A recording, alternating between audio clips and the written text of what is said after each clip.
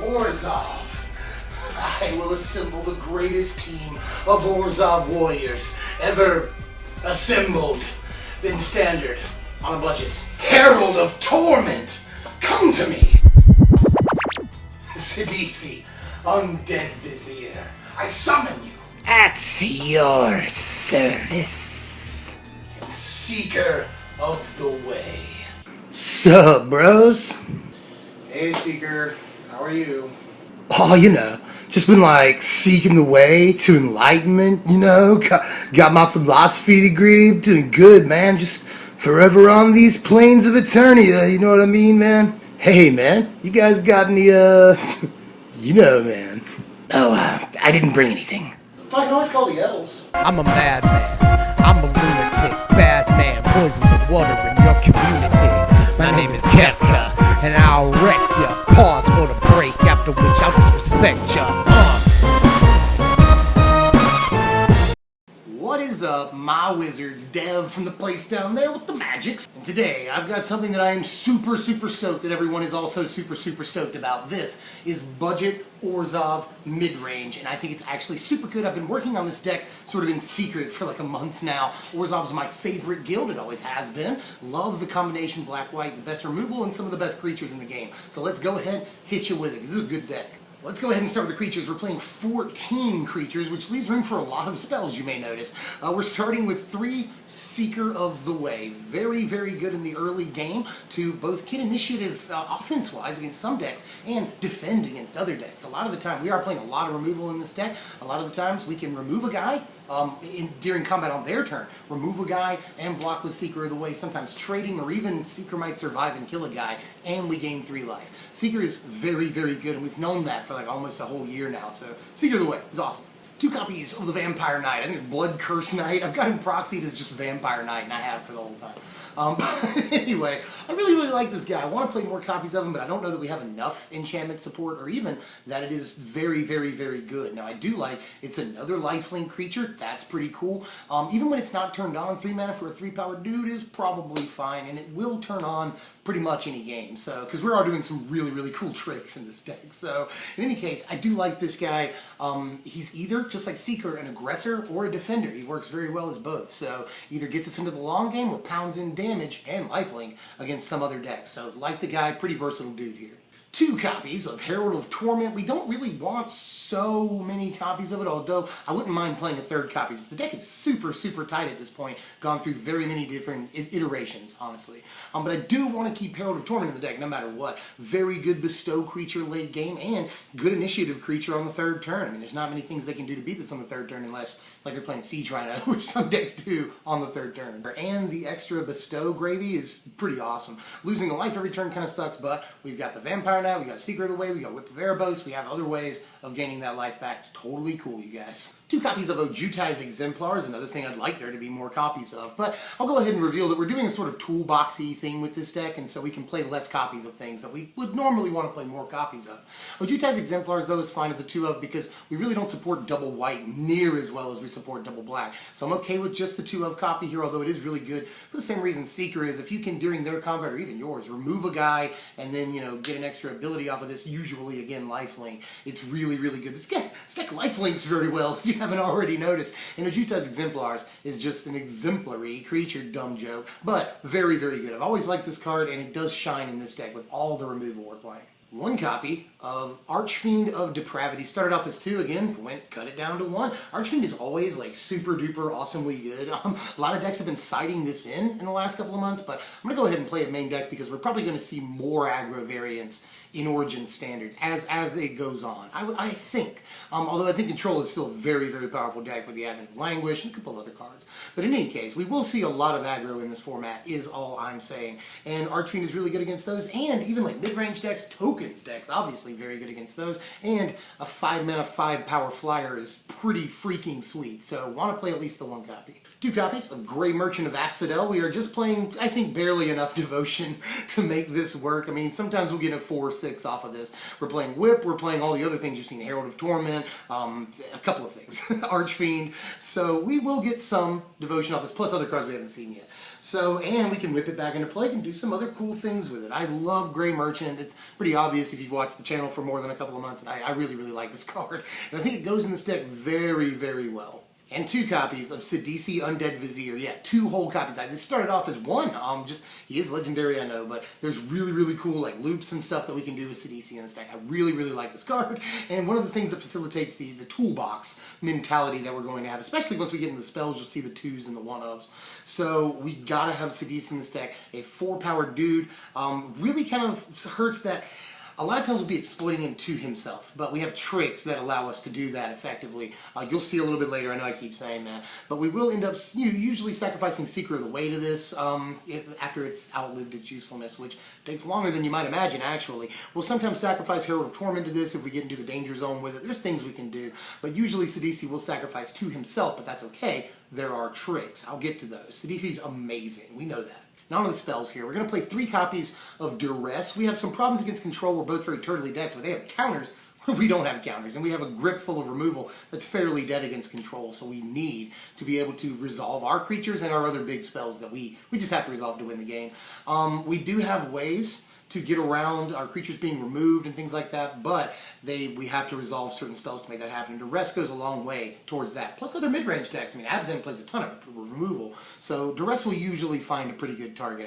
And even if it's like heroic and you can get a Tarkus command with this, love Duress. I'm going to go ahead and give you all the removal, like, super fast here, because we're playing a very wide and diverse suit of removal. We're playing 1 copy of Ultimate Price. Wouldn't mind if you wanted to do 2, because we are going to see a lot of monocolored aggro, I think, in this format, especially at FNMs. So wouldn't mind doing 2 copies, and it kills Stormbreath Dragon, which we have a bit of an issue with if we don't get the right removal. So probably might want to play 2, but I'm just going with the 1 here. 2 copies of Swift Reckoning, which is a freaking-tastic card. Again, kills almost everything except for Stormbreath Dragon. We have 21 different spells or something like that in this deck, so we're going to get Spell Mastery almost certainly. Even without Spell Mastery, this is like a strictly better Assassinate, so love the card. It is every bit as good as I wanted it to be. This card is very, very good, especially against all the aggressive creatures in the format right now, you know. 1 copy of Valorous Stance right here. Val Stance is just as good as ever, really good against the green-red or just green-X sort of devotion decks that we see going around. It kills Courser of Crufix. That's not a huge creature, but a very important one.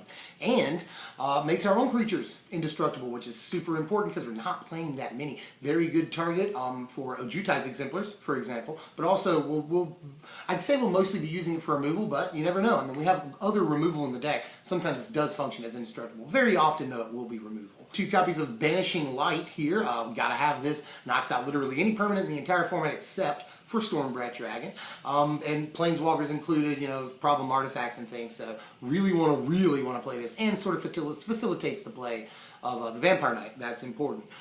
2 copies of Drown in Sorrow, which every single one of our creatures, except for not turned on Vampire Knight, survive. Seeker of the Way we cast this, it becomes 3 toughness, survives. Drown in Sorrow, again, very important against other aggro variants of the format, which we will see a lot of goblins, elves, specifically some soldiers. Some more removal. 2 copies of Utter End. If you want to do 1 Utter End and 2 Ultimate Price, I could understand that. Depends on how many Stormbreaths you're seeing in your format, but Utter End is really, really good. That's a fantastic card. 1 copy of Murderous Cut. We are, again, 21 spells or so, so we're going to be able to delve this out like super duper easy, and Murderous Cut's an all-star. 1 copy of Crux of Fate, our only real straight up mass removal. Kills dragons that we sometimes have a problem with. Ice Stormbreath, Ojutai, that's an important card. And that's all the removal as far as I know. Yeah, I think I've covered it all. That's a ton of removal, honestly. But we need it. I think this format is very, very creature heavy, except when we play control, which won't happen all the time, and we can side well against control. As far as the other spells in the deck, we are going to play 1 copy of Read the Bones here. I think this is a great card. I'd like to play more, but I don't know if we have the space. The card advantage is fantastic. Scry is very good. And we're always looking for stuff, again, sort of another thing that facilitates a toolbox mentality that we're running with in this deck. So I really want to play at least the 1 copy of Read, and we're gaining enough life to definitely justify its play here. 1 copy of Whip of Erebos. Whip of Erebos, a pretty important card in this deck. 2 copies of Palace Siege. I think this is a very important card in this deck. I know it has its fans, I know it has its detractors, and I also know the curve is getting fairly high. But Palace Siege has so many cool tricks. that it's awesome. And gives us a certain amount of inevitability, especially against other aggro decks if we can establish sort of a soft lock with removal, especially post boards. So I love Palace Siege. Very, very good card for the deck. Helps us get Sidisi back every single turn and basically, you know, go get whatever we want. So that's really, really awesome too. I love Palace Siege. And we're also playing one copy of Dark Petition, something else that facilitates the toolbox mentality. If you have Hero's Downfall or a couple of bucks, go get Hero's Downfall, put it in the deck, because obviously it's very, very good. And you can Dark Petition, and if you have Spell Mastery, which we like always will, then you can go get a Hero's Downfall and just play it for free. If you have one white mana open after you do this, then you can do pretty much anything removal-wise in the entire deck. You can do literally anything except play like Ojutai Exemplars. You might need like one more mana to play all the big creatures and maybe a Palace Siege if you go get that. But in any case, it's very good. Let me just say that. I was not sure that Dark Petition was going to be good, but I'd rather have it over a third Sidisi in this deck at this point, definitely. Goes and gets stuff, and we can often play it right away, which is very, very important. We can't always do that with Sidisi. Love it, and contributes to Swift Reckoning's spell mastery, so that's pretty cool too. Love it. And one copy here to finish off the main deck of Secure the Waste. This is a very, very flexible slot, but I went with Secure here. Helps us have creatures to sacrifice to Sidisi and can be just a finisher in the late game, and it contributes to Spell Mastery. So I think there's multiple reasons to play this card, but I'm not sure that it's the absolute best fit for the deck. Also kind of wanted to play Wingmate Rock, sorry, but I wanted to play a 2 of, and I really didn't have 2 slots, so I didn't end up playing it. I'd rather play this as a 1 of. But let me know how you feel about that, because there's lots of suggestions for this slot. Soul of Theros is an idea, maybe even Soul of Innistrad. So like the different things we can do at this slot, and maybe just another piece of removal. But I also think that this is a very good card late game, especially if we're not playing against mass removal or anything like that. Love this card. And we can always play it at the end of their turn. That's pretty cool too. Onto the lands, we're playing 25 of them because, we're a mid-range deck. We really need our drops. This is where a lot of the money is in the deck, and I'm sorry about that, but I suggest playing Temple of Silence almost no matter what, to be honest. We need our scry. We're not super worried about curving out for the most part. We're more of a later game, mid-rangey sort of deck. So I really should, I think we definitely should play Temple of Silence all day. Let me go ahead and give you the board right here while I talk about some other things I wanted to do with this deck. We're almost done here. I wanted to play more enchantments at first and make it a Blood Curse Knight deck, a Vampire Knight deck, but that ultimately wasn't ideal. And there's another mid-range sort of zoo deck that doesn't play as much removal that plays Hidden Dragon Slayer and Silumgar Assassin, which work pretty well together. Together they can hit nearly anything. And it doesn't use as many spells. It's mostly a zoo deck. And I think that's really cool too, but in the end just didn't feel as good as this, which can really deal with a lot of stuff in the format. Fairly versatile, and to that end, let me go ahead and give you the power rankings here. For a budget deck, this has fairly good power rankings, I would say. Very, very high defense. It's the whole goal of the deck. Sort of a classic deck, Remove creatures early game until you can establish dominance and then drop a big guy and ride it to the finish. Always a classical strategy in Magic the Gathering, and works out very well in the Orzhov budget deck, especially in this format where it really deals with a lot of the aggro that we're going to see and a lot of the big creatures that we see, other than Storm Breath, which we can still remove, especially if you're packing a couple of Heroes Downfalls wherever you are at the house. So I would suggest that. There's a couple of other things I would suggest, but there's really not that much in all. If you have the money, the best thing I would suggest is just to play Abzan. Honestly, I hate to be that guy, but if you have a couple extra bucks, just build Abzan, because it's sort of the next evolution up from this deck, and it's really good. Although this deck can beat Abzan, I promise you. It's a good deck, man. You see some of the numbers here are low, some are high, but the numbers that are low are not things that we really care about. Speed, we're not that worried about. Offense, we're not that worried about. But we are very versatile, and we're very high defense, man. With a lot of removal in the stack, and a lot of cool little tricks going for us with Palace Siege and things like that with Whip of Erebos. So I really like this deck. I think it does a lot of the things an Orzhov deck traditionally wants to do. Let me know what you think about it. Proxy it up, play it at your FNM, because it's only going to cost you a few bucks, man. 25, 30 bucks, something like that on TCG Player. Most of it's the lands, so play Swamps and Evolving Wilds or whatever you want to do, That's, Evolving Wilds will help for Delve, so that's cool. Murderous Cut. So that's an idea. But anyway, I am thinking about, before you go here, thinking about doing two things next. I'm definitely doing Is It Counterburn next. Budget Is It Counterburn. So for all the people that have wanted that, which is like 1 million literally people in the last week, don't worry, it's coming next. I promise you.